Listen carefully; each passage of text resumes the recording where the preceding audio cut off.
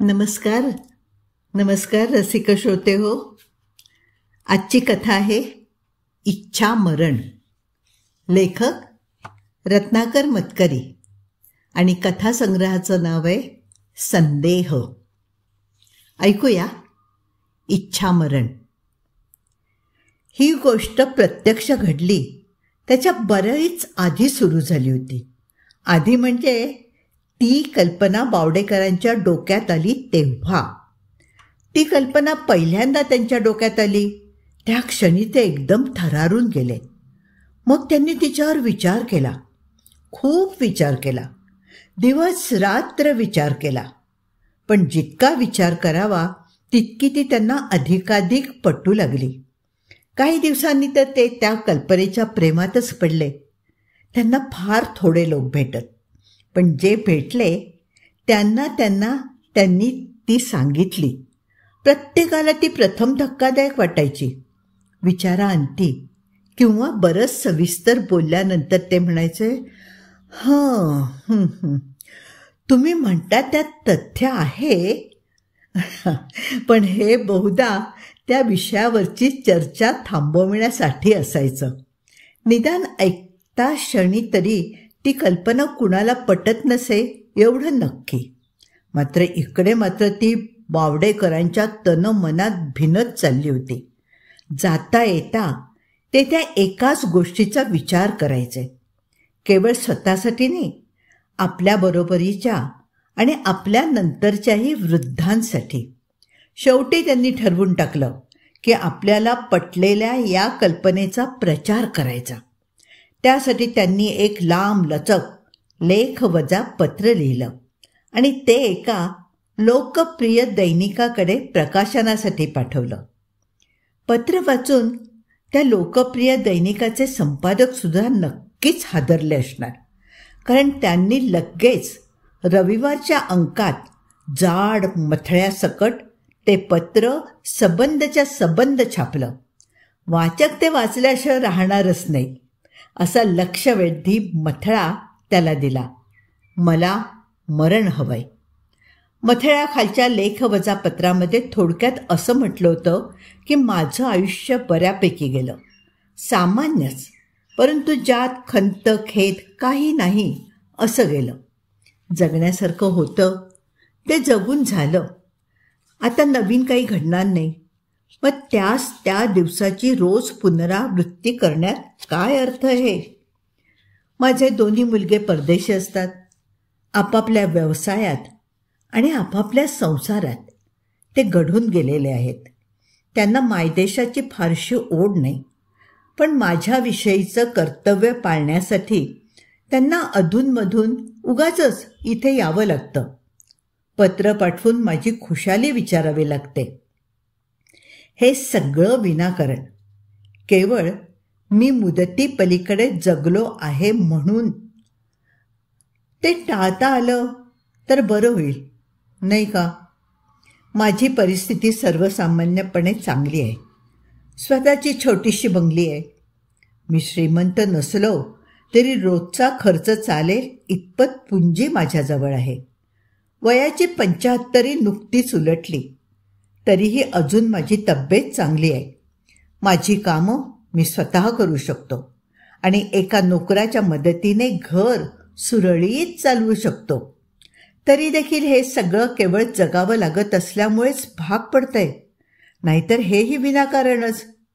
मी अपंग किंवा असहाय्य नसलो तरीही माझा या निर्हेतुक जगण्याला विरोध आहे. प्रथम स्वतःचं समाजातलं स्थान उंचावणं, नंतर पत्नीला सुखी ठेवणं, त्यानंतर मुलांना मोठं करणं, असे एका पाठोपाठ एक हेतू माझ्या आयुष्याला लाभले म्हणून मी जगत गेलो. आता असा कुठलाही हेतू नसताना का जगावं हा प्रश्न माझ्यापुढे पडलेला आहे. तरी मला आता मरण आल्यास माझा आणि देशाचा माझ्यावर जो खर्च होत आहे तो वाचेल. इतर कुणा अधिक तरुण व्यक्तीसाठी तो वापरला जाऊ शकेल. यासाठी मला मरण्याची उत्कट इच्छा आहे, परंतु ती नैसर्गिकरित्या पूर्ण होऊ शकत नाही आहे. आजवर नियमित आणि निर्व्यसनी राहिल्यामुळे माझ्या शरीराचे विविध अवयव चांगल्या अवस्थेत आहेत. त्यामुळे नैसर्गिक मृत्यूसाठी मला बरीच वाट पाहावी लागेल. आत्महत्या करण्याचं धाडस माझ्यात आहे, परंतु आजवरच्या आयुष्यात मी कुठलीही बेकायदा गोष्ट केलेली नसल्यामुळे आयुष्य संपवताना मला बेकायदेशीर मार्गाचा अवलंब करावासा वाटत नाही. तरी सरकारने मला आत्महत्या करण्याची कायदेशीर परवानगी द्यावी. माझा मरणाचा हक्क मला नाकारू नये. रविवारच्या वृत्तपत्रात बावडेकरांचा हा मजकूर प्रसिद्ध होताच बाहेर बरीच खळबळ उडाली असावी. कारण बावडेकरांच्या शेजारच्या बंगलीमध्ये एकटेच राहणारे दामले रविवारी सकाळीच मफलर बांधून खोकत खोकत बावडेकरांकडे आले. त्यांच्या हातात पेपर होता. त्यांना रोज पहाटे 4 नंतर झोपच येत नसे. 3 तास ते पेपरची वाट पाहत खोकत बसत. 7 वाजता पेपर आला की त्यावर झडप घालीत. जाड चष्म्यातून अंधुक दिसत असतानाही बराच वेळ लावून का होईना पण ते तो वाचित. त्यांच्या रिकाम्या एकाकी आयुष्यातल्या मोजक्या विरंगुळ्यांपैकी पेपर वाचणं हा एक होता. वर्तमानपत्रातल्या बातम्यांवर ते नेहमी शेरे मारीत, म्हणजे स्वतःशी पुटपुटत. I think the world is going to dogs. कोणाला कशाची चाड राहिलेली नाही. भ्रष्टाचार फार वाढत चाललाय, इत्यादी इत्यादी. असं असलं तरी आता 80च्या जवळपास आल्यानंतर त्यांना त्या दिवसेंदिवस बिघडत चाललेल्या जगाविषयी फारसा राग लोभ राहिलेला नव्हता. मात्र आज छापून आलेलं बावडेकरांचं पत्र वाचून त्यांच्या तळपायाची आग मस्तकात गेली होती. दारातून पेपर नाचवत ते बावडेकरांना म्हणाले, काय रे, हां समजतोस काय तू स्वतःला? इकडे आम्ही आयुष्य वाढावं म्हणून रोज औषधं आणि गोळ्या घेतोय आणि ते न जमणारे व्यायाम करण्याचा प्रयत्न करतोय, आणि तू तुला मरायची अवदसा आठवली आहे? खरं म्हणजे बावडेकरांनी जेव्हा बरोबरीच्या सर्वच वृद्धांसाठी ऐच्छिक मरणाची मागणी केली होती तेव्हा त्यांच्या मनात शेजारच्या बंगल्यातले दामलेच होते. दामलेंना 17 पगड आजार होते. त्यांचा एकुलता एक मुलगा वाया गेलेला होता. तो बाहेरच असायचा, पण कधीतरी येऊन दामलेंशी प्रचंड बोलाचाली करून पुन्हा गायब व्हायचा. एवढं असूनही दामलेंना जगण्याचा दुर्दम्य उत्साह होता. रोज संध्याकाळी ते आपली फियाट गाडी घेऊन एक लहानशी फेरी मारून येत. रोज 2 पेग ब्रँडी पीत, कशाही विषयी अत्यंत उमाळ्याने बोलत. माझ्याकडे किती तरी हे असं तू आचरटासारखं बोललायस, दामले बावडेकरांना पुढे सुनावत राहिले. आणि तुझ्या बोलण्यात काहीही अर्थ नाही हे मी कितीदा तुला सांगितलंय, पण ते तुला पटायलाच तयार नाही ना. न का पटेना तो तुझा प्रश्न आहे, पण आता तू ते असं पेपरात छापून जगजाहीर करायला निघालायस. खुळचटपणा नव्हे हा, खुळचटपणाच आहे रे. बावडेकरांनी दामल्यांच्या या भडीमाराकडे हसून दुर्लक्ष केलं आणि त्यांना स्वतः तयार केलेली कॉफी पिण्याचा आग्रह करून लगेच विषयांतरही केलं. बावडेकरांनी दामल्यांना जरी गप्प बसवलं तरी 2-3 दिवसांनी त्यांच्या पत्रावर वाचकांच्या प्रतिक्रिया यायला सुरुवात झाली. बावडेकरांनी एक नवीनच नैतिक मुद्दा काढलेला आहे हे सर्वांनी मान्य केलं होतं, पण तो काहींना समर्थनीय वाटत होता तर काहींना ती नुसती स्टंटबाजी वाटत होती. रोजच्या रोज पत्रांचा पाऊस पडत होता एवढं मात्र खरं. काही पत्र वृत्तपत्रांकडे पाठवली गेली होती तर काही प्रत्यक्ष बावडेकरांकडेच आली होती.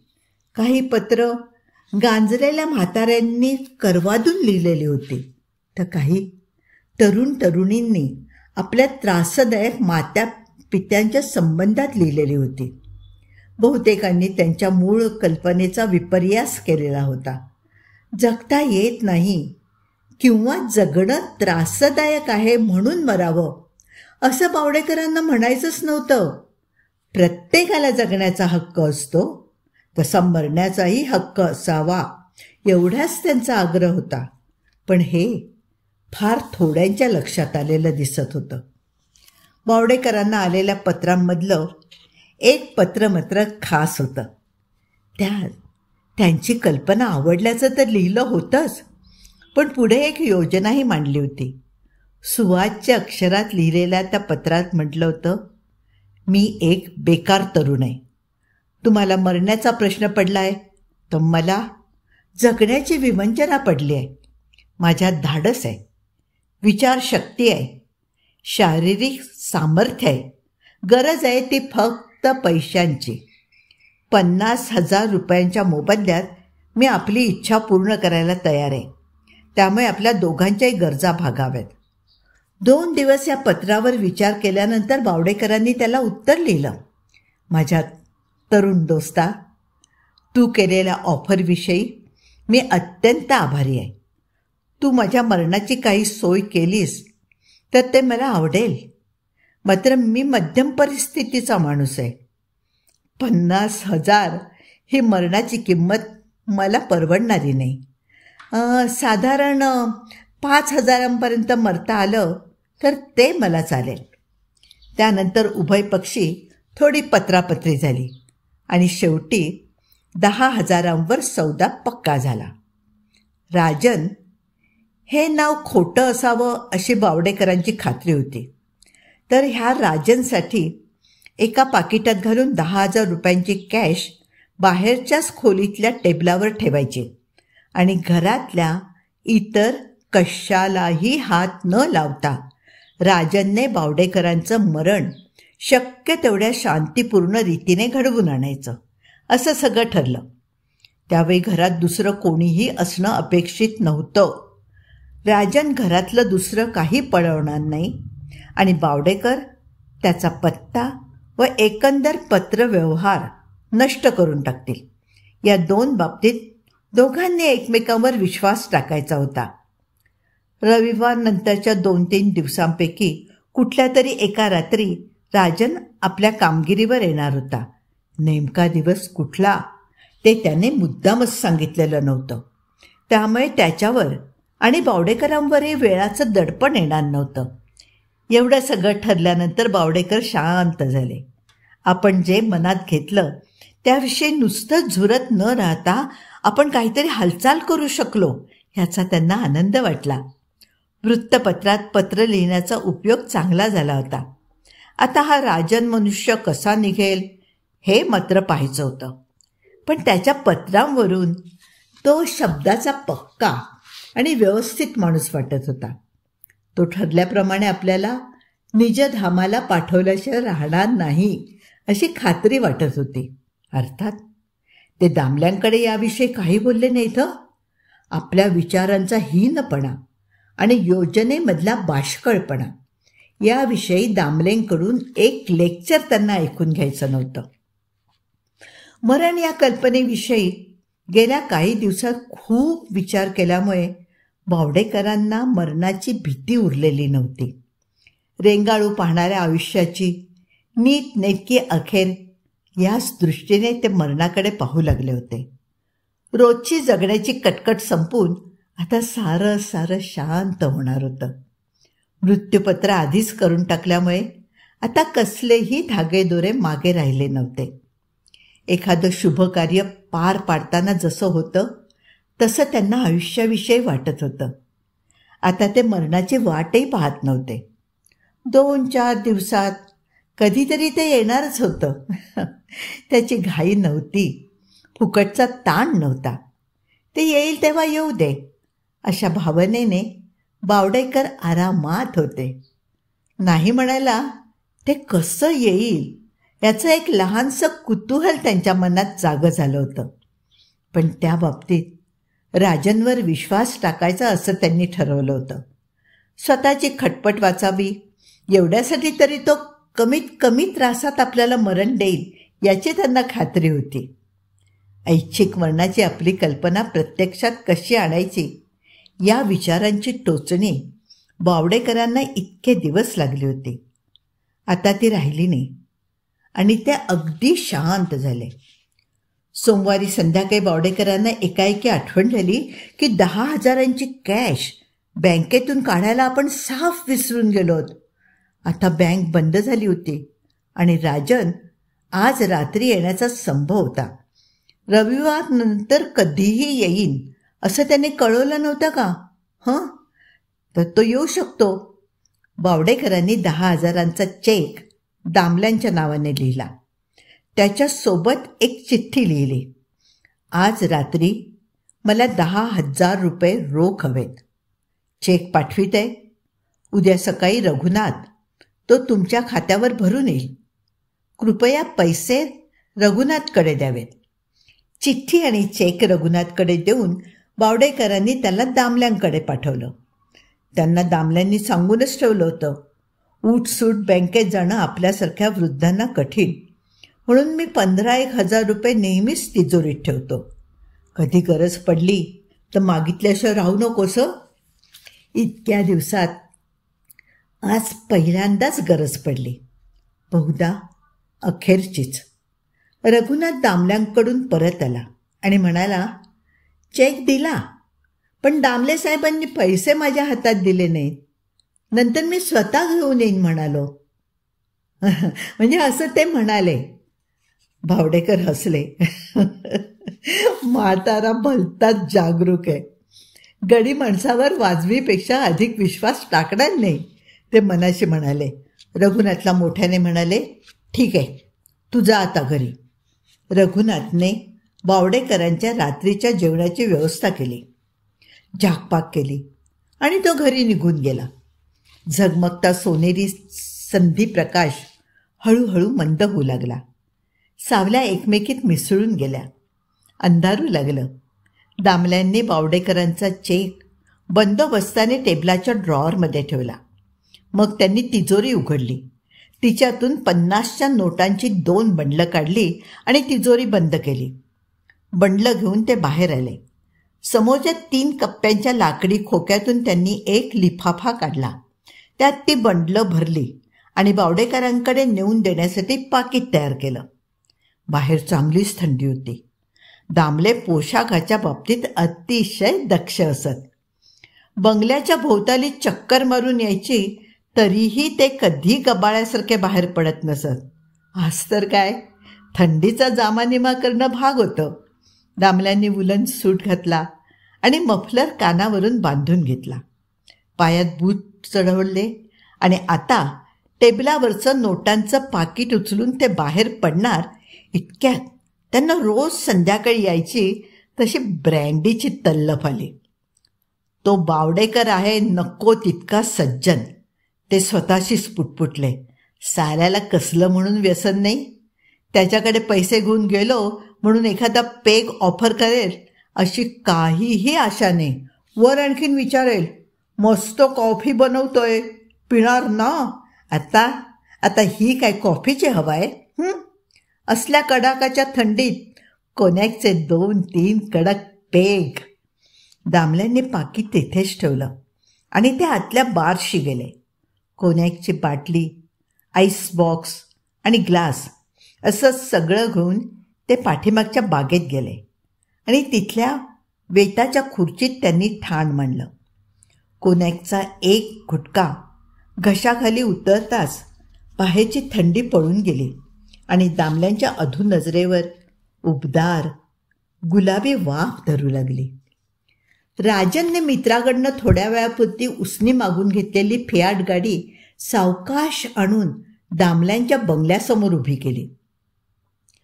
तिथे आधीच उभ्या असलेल्या त्यांच्या फियाटच्या शेजारीच गेले 2 दिवस संध्याकाळी रात्री येऊन जाऊन त्याने हा बंगला पाहून ठेवला होता. त्याचा वृद्ध मालक आपल्या फियाटमध्ये बसून संध्याकाळी एक चक्कर मारून येतो हे देखील त्याने पाहून ठेवलं होतं. पत्र वाचून त्याची कल्पना झाली होती, त्या तुलनेत हा माणूस खूपच फाटका वाटत होता. अरे, हा थोड्याच दिवसात आपणहून मरेल, याला मारण्यासाठी खास प्रयत्नांची गरजच काय, असाही विचार त्याच्या मनात येऊन गेला होता. पण आपल्याला काय करायचं आहे? पैसे मिळणार असतील तर आपण आपलं काम चोख करावं, अशा विचाराने त्याने पुढली योजना ठरवली होती. गाडीचा जो काही थोडाफार आवाज झाला तो ऐकून काही हालचाल होते का ते राजनने पाहून घेतलं. सगळीकडे सामसूम होती. काळोख पडू लागला होता. तो गाडीतून उतरला. वेळ प्रसंगी पटकन शिरता यावं म्हणून त्याने गाडीचं दार किलकिलं ठेवलं. खाली उतरल्यावर त्याने पुन्हा एकदा मागची पुढची चाहूल घेतली. अजूनही सारं शांत होतं. तो तिथे आल्याचं कुणालाही कळलं नव्हतं. दबकत दबकत तो शेजारी ठेवलेल्या दामल्यांच्या फियाटपाशी गेला. फियाटचा दरवाजा दामल्यांनी लॉक न करता नुसताच लोटून ठेवला होता. राजनने पुन्हा एकदा आजूबाजूला पाहिलं. जवळपास चिटपाखरू देखील नव्हतं. तो सरकन गाडीखाली गेला आणि त्याने गाडीचे ब्रेक्स निकामी करून ठेवले. तो बाहेर आला. त्याने खिशातून रुमाल काढला. काळे झालेले हात पुसले. काळोखातूनच तो दामल्यांच्या बंगल्याच्या दिशेने चालू लागला. गडद निळ्या रंगाची जीन आणि काळा पोलो कॉलरचा टी शर्ट अशा पोशाखामुळे राजन त्या काळोखात बिलकुल दिसत नव्हता. अर्थात दिसला असता तरी त्याला बघायला तिथे कोणी नव्हतं हेही तितकंच खरं आहे. बंगल्यात कुत्र्यांची चाहूल लागली नाही म्हणून राजनचा जीव भांड्यात पडला. दबकत दबकत तो दरवाजातून आत शिरला. छोटासा पॅसेज ओलांडताच त्याला दिवाणखाना लागला. त्याने आत डोकावून पाहिलं. दिवाणखाना रिकामाच होता. त्याची नजर सर्वत्र भिरभिरली. दाराजवळच एक नक्षीदार टेबल होतं आणि त्यावर चक्क तो ज्याची अपेक्षा करत होता तेच होतं. एक लिफाफा.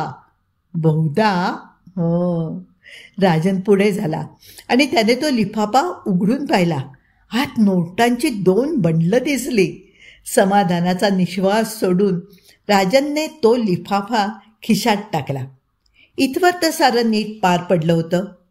त्याला ज्याला मारायचं तो माणूस इमानदार निघाला होता. सांगितलेल्या सूचना पाळण्या इतका नीटनेटका दिसत होता. टेबलावर लिफाफा. घरात आणखीन कुणीही नाही. राजन आणखीन पुढे झाला. दिवाणखान्याला लागून एक खोली होती. त्या खोलीत शिरला. खोली छोटीशी पण नीटनेटकी ठेवलेली होती. तिथल्या शोभिवंत लिकर बारमध्ये हारीने बाटल्या ठेवलेल्या होत्या. त्यातल्या 3-4 तर कोनॅकच्या होत्या.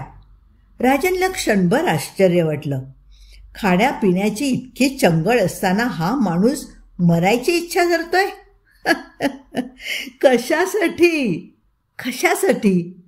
मागं माणसाची चाहूल लागली म्हणून राजन वळला. खोलीचं एक दार पाठीमागच्या बागेत उघडत होतं. तिथे तो म्हातारा उभा होता. त्याच्या हातात ग्लास होता. चला, प्रत्यक्ष प्रसंग आला तर. आपली आणि आपल्या गिऱ्हाईकाची आमने सामने गाठ पडली. त्याचे पैसे आपल्या खिशात सुरक्षित आहेत. आता त्या पैशाच्या बदल्यात त्याला जे हवंय ते पुरवण्याचं काम करणं भाग आहे. कोण आहेस तू? म्हाताऱ्याने थरथरत विचारलं. मी राजन.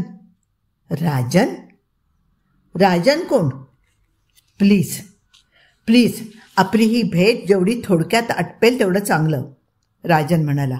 तू तू आधी चालता हो माझ्या घरातून. बस. घाबरलात ना? मी घाबरलो नाही आहे. तू गेला नाहीस ना तर मी पोलिसाला फोन करणार आहे. राजनला मनातल्या मनात हसू आलं. मरणाची इच्छा वर्तमानपत्रातून जाहीर करणं वेगळं आणि प्रत्यक्ष मरणाला तोंड देणं वेगळं. पण आता फार उशीर झालाय. मोबदला आगाऊ घेतला गेलाय. मरणाची डिलिव्हरी तर करायलाच हवी. राजनने शांतपणे दामल्यांच्या लटलटत्या हातातून रिकामा ग्लास काढून घेतला. तो बारच्या कडेवर ठेवला. शक्य तेवढ्या नम्र आवाजात तो दामल्यांना म्हणाला, मी निघालोय. पण तुम्ही रोजच्यासारखी आज एक चक्कर मारून नाही येणार गाडीतून? नाही, आता काळोख पडलाय आणि आता कशाला जाऊ मी गाडी घेऊन. आणि काय रे, तुला कशाला नसत्या चौकशा? तू जातोस की नाही इथून? हां, जातोस की नाही? आता मात्र राजनला त्या म्हाताराच्या हटवादीपणाचा थोडाफार राग येऊ लागला होता. हे बघा, तो स्वर खालीच ठेवण्याचा प्रयत्न करत म्हणाला, मी आलोय ठरल्याप्रमाणे. तुम्हाला हवं ते द्यायला, शांतपणाने. अगदी त्रास होणार नाही बघा. नुसतं गाडीत बसायचं आणि मुक्कामाला पोचायचं. बोलता बोलता त्याने बारच्या बाजूला लावलेल्या कीज अशा लाकडी अक्षरांवर टांगलेला 4 चाव्यांचा जुडगा घेतला आणि तो दामल्यांच्या पुढे धरून तो म्हणाला, घ्या, याच तुमच्या गाडीच्या चाव्या ना? दामल्यांनी त्या चाव्या घेतल्या नाही. उलट ते त्या माणसाकडे भीतीने आणि आश्चर्याने पाहत राहिले. काय बोलतोय हा? आणि हा आहे कोण? आपल्याला काय करणार आहे? आपला प्राण तर. हां. राजनने त्यांचा दंड पकडला. तो त्यांना जवळजवळ फरफटत दाराशी घेऊन गेला.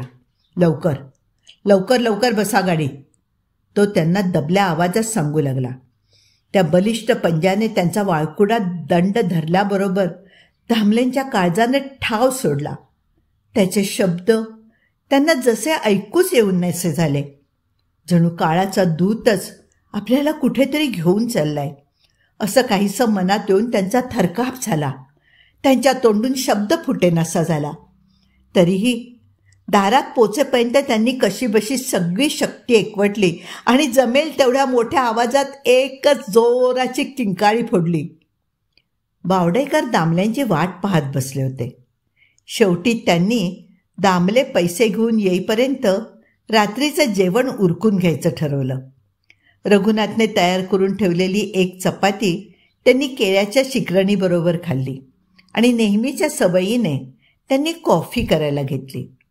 त्यासाठी भांड्यात पाणी घेतलं. ते गॅसच्या शेगडीवर ठेवलं. गॅस सुरू केला आणि आता ते त्याला लायटर लावणार एवढ्यात दामल्यांची किंकाळी त्यांच्या कानावर पडली. त्यांनी लायटर तिथेच टाकला. किचनचं दार हाताबरोबर ढकललं आणि ते भराभरा चालत बाहेर आले. तिथे सोयीसाठी हाताशी ठेवलेला टॉर्च त्यांनी उचलला आणि ते दारात आले. राजनला शेजारच्या बंगल्याच्या दारात हालचाल दिसली. टॉर्चचा प्रकाश दिसला आणि त्याने दामल्यांचा दंड सोडला. आता तिथे क्षणभरही थांबणं धोक्याचं होतं. माणसं गोळा होण्याच्या आत तिथनं पोबारा करणं भाग होतं. तो धूम पळत फियाटशी आला. त्याने दार उघडलं आणि तो गाडीत बसला. दार बंद करून त्याने हातातली चावी इग्निशनला लावली. त्याच वेळी त्यांच्या कानावर बावडेकरांचे शब्द आले, दामले, ओ दामले, किंचाळलात कशाला? दामले म्हणजे आपण चुकीच्या म्हाताऱ्याला तर. गोंधळलेल्या मनस्थितीतच राजनने गाडी स्टार्ट केली आणि तिचं तोंड फाटकासमोर आणण्यासाठी तो ती उलटी मागे नेऊ लागला. पाठीमागच्या भिंतीशी जाऊन ती पुन्हा सुलट दिशेला नेण्याचा त्याचा विचार होता. पण भिंतीशी पोचलेली गाडी थांबायलाच तयार होईना. राजन जोरजोरात ब्रेकवर पाय दाबू लागला, पण ब्रेक लागेना. त्या क्षणी त्याच्या लक्षात आलं की आपण चुकीच्या गाडीत बसलोत. ही गाडी आपली नाही. आपली गाडी हिच्या शेजारीच आहे. ही गाडी त्या म्हाताऱ्याची आहे, जिचे ब्रेक्स आपणच निकामी केले आहेत. एका क्षणात हे सारं राजनच्या जाणीवात शिरलं. पण आता फार उशीर झाला होता. करण्यासारखं काहीच त्याच्या हातात राहिलं नव्हतं. भयचकित होऊन काळोखात पाहणाऱ्या बावडेकर आणि दामले यांना दिसलं की दामलेंची फियाट सुरू झाली. वेगाने उलटी पाठीमागे गेली आणि पाठीमागची भिंत फोडून दिसेनाशी झाली. दामले जागच्या जागी मटदिशी खाली बसले. त्यांच्या पायातली शक्तीच गेली होती. बावडेकर लटलटत्या पायांनी भिंतीशी गेले. तिथे पडलेल्या भोक्षातून त्यांनी वाकून पाहिलं. शेजारच्या रिकाम्या प्लॉटवर बांधल्या जाणार असलेल्या बंगल्यासाठी जो मोठा खड्डा खणलेला होता, त्यात दामल्यांची गाडी संपूर्ण उलटी होऊन पडली होती. तिच्या एकाच शाबूत दिव्याचा उजेड जागच्या जागी गुदमरल्यासारखा खड्ड्याच्या कडेत उलटा अडकला होता. बावडेकर तुटक्या भिंतीवरून खाली उतरले. ही गाडी चालवत तरी कोण होतं अशा विचारात. एवढ्यात त्यांना पलीकडे एक फियाट दिसली. काळोखात ती त्यांच्या लक्षात आली नव्हती.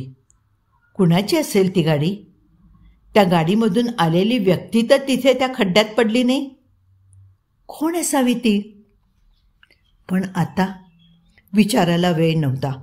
घाईघाईनेच ते हबकून जमिनीवर बसलेल्या दामल्यांकडे गेले. त्यांनी दामल्यांना उठवलं, बिछाण्यावर बसवलं, प्यायला पाणी दिलं आणि फोनकडे धाव घेतली. सुदैवाने त्यांचा पोलीस इन्स्पेक्टर मित्र घरीच होता. त्याने सगळा प्रकार ऐकून घेतला. डोंट वरी, तो म्हणाला. मी ॲम्ब्युलन्स, डॉक्टर सगळं घेऊन तिथे येतो. क्रेनवाल्यालाही झोपेतून उठवतो. गाडी खड्ड्यातून बाहेर निघेपर्यंत तिचा ड्रायव्हर जिवंत असला तर आपण त्याच्यावर उपचार करू. We shall immediately remove him to the hospital. Phone खाली ठेवून ते वळले तर दामले टेबलाशी काहीतरी खालीवर करतायत. अरे, तू इथे काय करतोयस? बावडेकर रागावून म्हणाले. तुला स्वस्त पडून राहा म्हणून सांगितलं होतं ना मी. अरे नाहीतर चक्कर येईल. You must take care of your nerves. ते झालं रे, अडखळत्या शब्दात दामले म्हणाले. पण मला एकदम आठवण झाली म्हणून उठलो. तुला देण्यासाठी 10,000 रुपये काढून ठेवले होते इथेच. आता कुठे दिसत नाही रे ते पाकिट. नक्की उचललंस ना त्या लफंग्याने. पाकिट 10,000चं. कुठेतरी अस्पष्ट संदर्भ लागत असल्यासारखं वाटलं बावडेकरांना. तू काही काळजी करू नकोस, डोक्याला अधिक ताण न देता बावडेकर म्हणाले. मी सांगून ठेवतो इन्स्पेक्टर कामतना.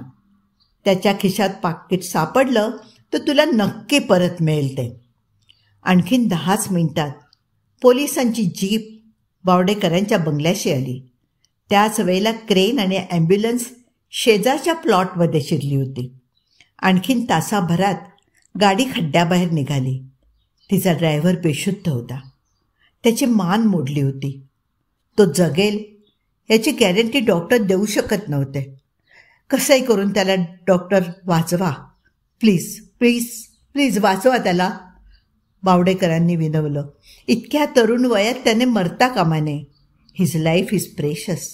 जगला पाहिजे, तो जगलाच पाहिजे.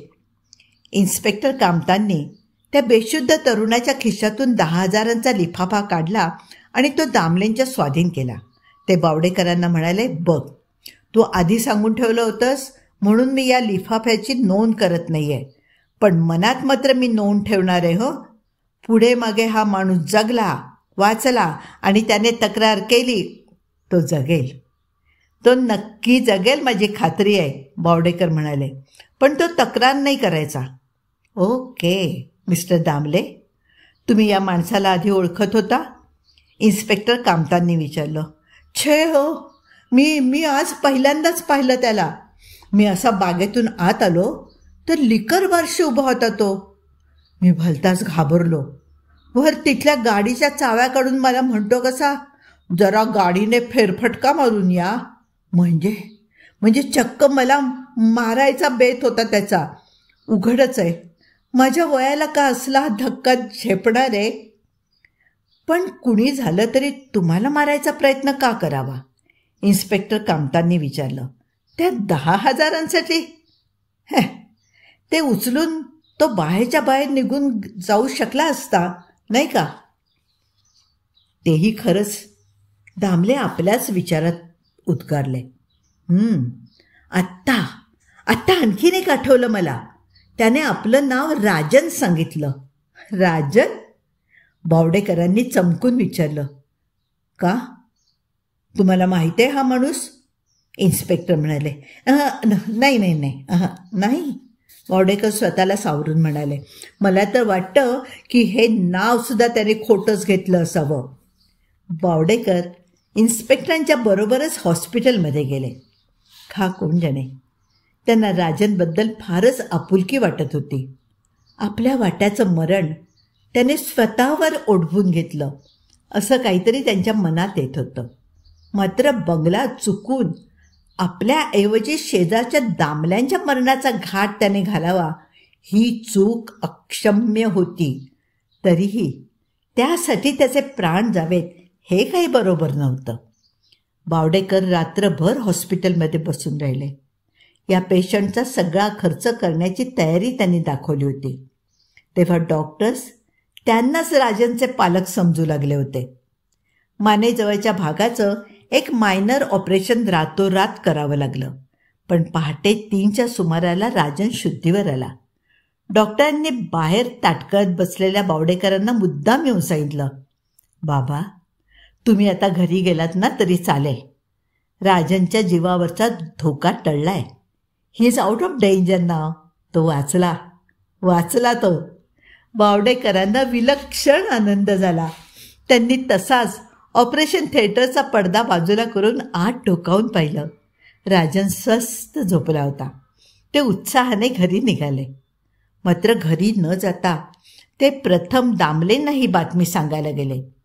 रोज पहाटे 4 वाजल्यापासून उठून बसणारे दामले आज 5 वाजले तरी झोपूनच राहिले होते. पण बावडेकरांनी जोरात हाका मारून आणि ठणा बेल वाजून त्यांना उठवलंच.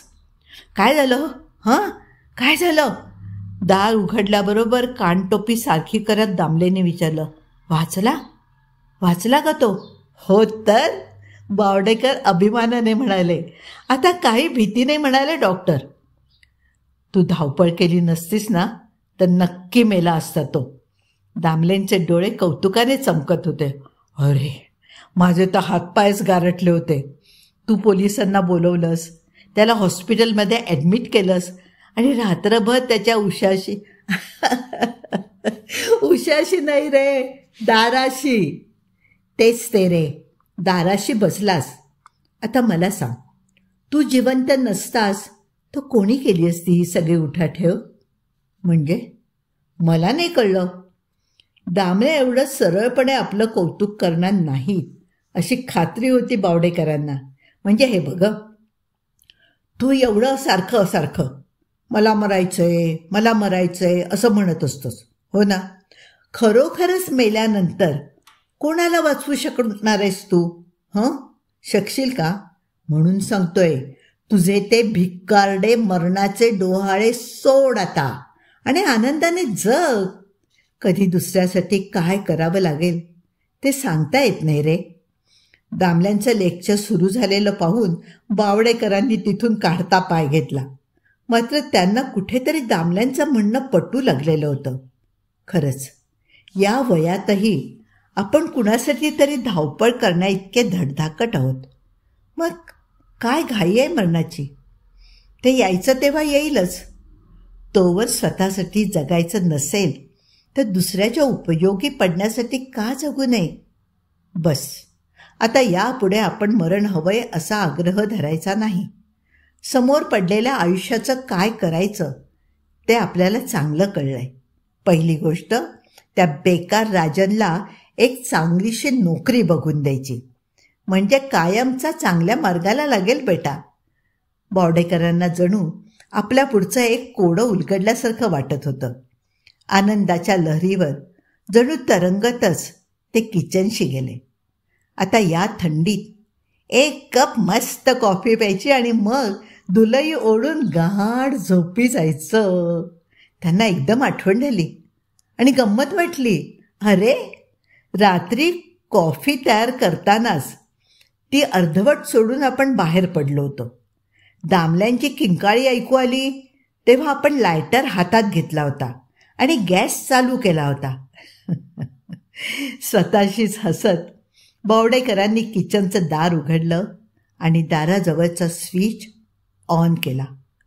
दुसऱ्या क्षणी त्या गॅसने भरलेल्या छोट्याशा किचनभर एक प्रचंड आगीचा लोळ उठला आणि बावडेकर ज्वाळामध्ये दिसेनासे झाले.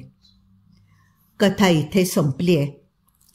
असं म्हणतात की जन्म आणि मृत्यू कोणाच्याही हातात नसतो. ज्याचा जेव्हा ते विधिलिखित असेल तेव्हाच त्याचा जन्म होणार आणि मृत्यू होणार. ह्या इच्छामरण ह्या कथेमध्ये रत्नाकर मतकरींनी खूप सुंदररित्या 3 पात्रांची योजना करून, राजन, तांबले आणि बावडेकर यांची योजना करून खूप छान पद्धतीने आपल्याला हे जीवन मरणाचं रहस्य सांगितलं आहे. पुन्हा भेटूया नव्या कथेसह.